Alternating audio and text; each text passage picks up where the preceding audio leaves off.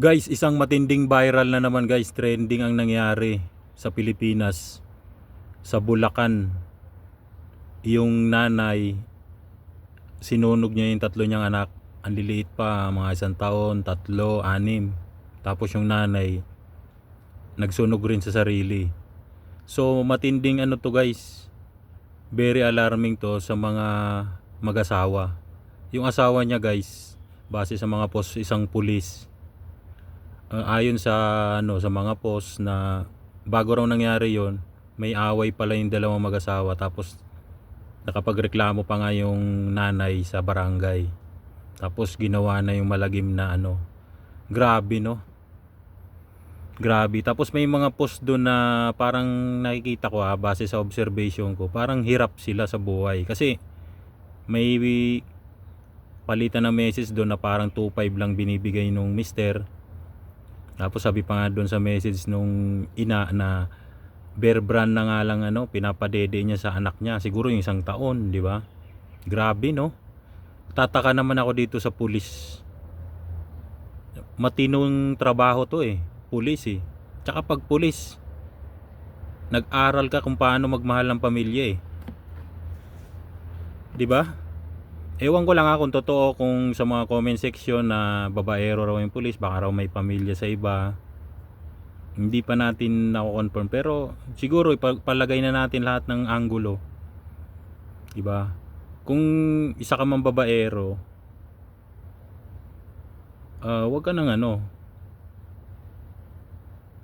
wag mo pabayaan yung isa mo pang pamilya kung ganun. 'Yun ang nakikita ko doon.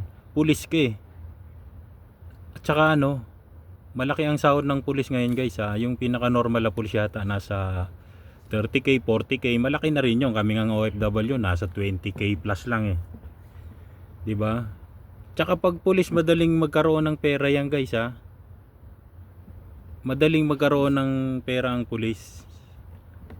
Yan ang nakikita ko. Tapos may kwento nga ako, yung isang kapitbahay namin na hindi pulis yun, enforcer lang yun, traffic enforcer, parang tanod nga lang yun. Mas matindi pa yung buhay nila nun. 6 mga anak, tapos yung asawa may sakit pa, may TB. Pero yung enforcer na yun, talagang inoobserbahan ko, tinotropa ko rin siya. Talagang talagang kayod siya para mabuhay yung mga anak niya, nag-aaral. Nakatira nga lang sila sa tabi ng ilog pero hindi sila nangungupahan sa kanila na yun. Tapos tuwing hapon, pagbalik niya galing pagta-traffic, ang dami nang dala, mga bigas, ulam.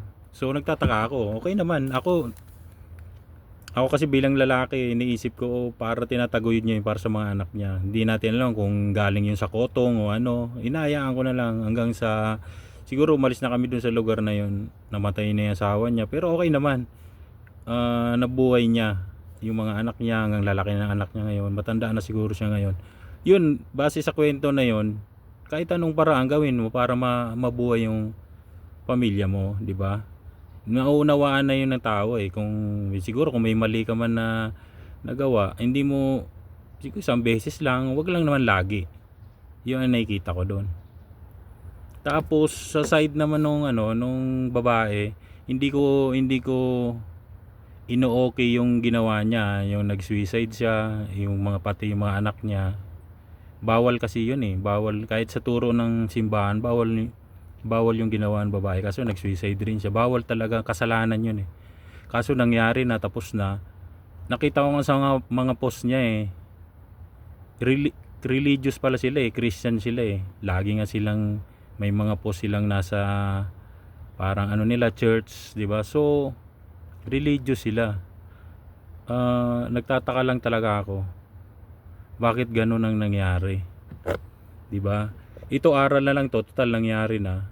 Sana yung mga babae ako may mga kapatid rin akong babae 4, o kahit sino dyan, siguro kung may conflict na kayo, mas maganda na lang maghiwalay, or maging communicate ka sa mga kapatid mo, yung babae. Kung may kapatid man yung mga babae, kung ako kapatid nung babaeng yon, nag-message sa akin, puntahan ko agad, kapatid ako anong pakialam nyo, di ba?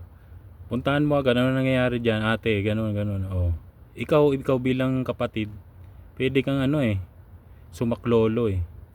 Tsaka nakikita ko doon na 'di ba yung barangay nagreklamo na pala sa kanila eh. Dapat maging alerto na sila.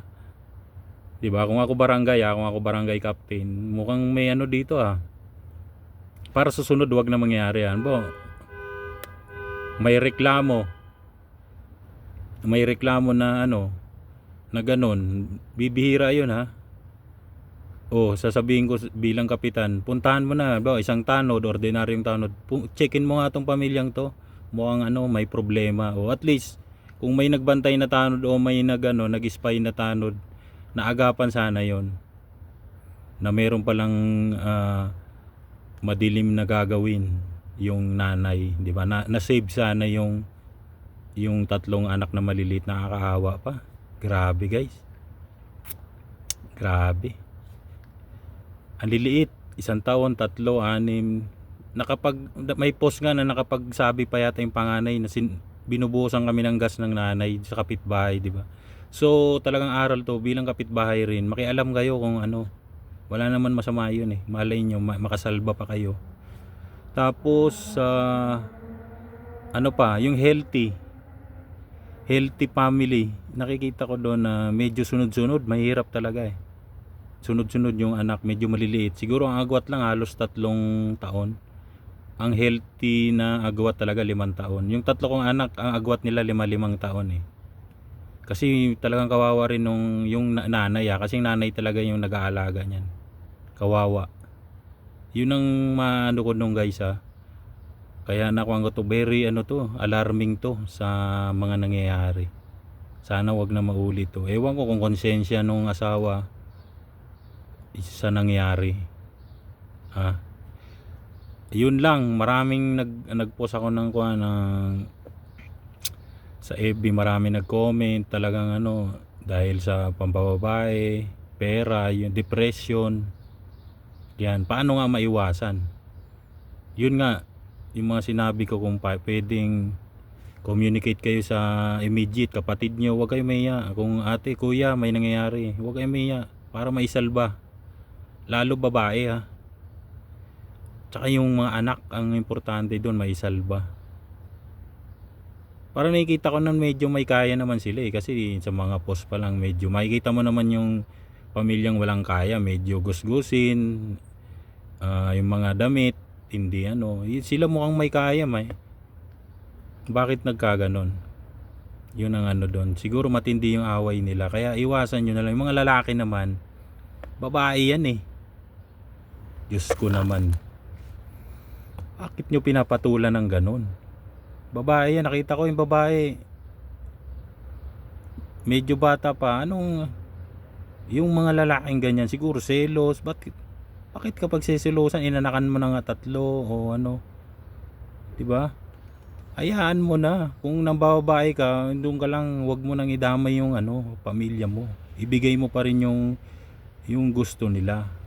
Tsaka meron rin ako may mga asawa rin kasing babae. Huwag nyong sanayin sa malaking pera. Halimbawa, buwan-buwan binibigay nyo 40,000. Tapos bigla na lang binibigay nyo 20, 10, 25.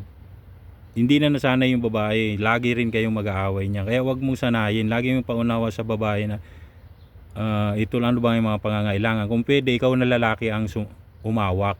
Huwag mo nang iparesponsable mo na lang sa asawa mong babae na kung lang sa anak lang. Pero yung iba, ikaw na maghawa kasi madidepress sila niyan sa sobrang daming iniisip nila Kaya ganon, depression can kill.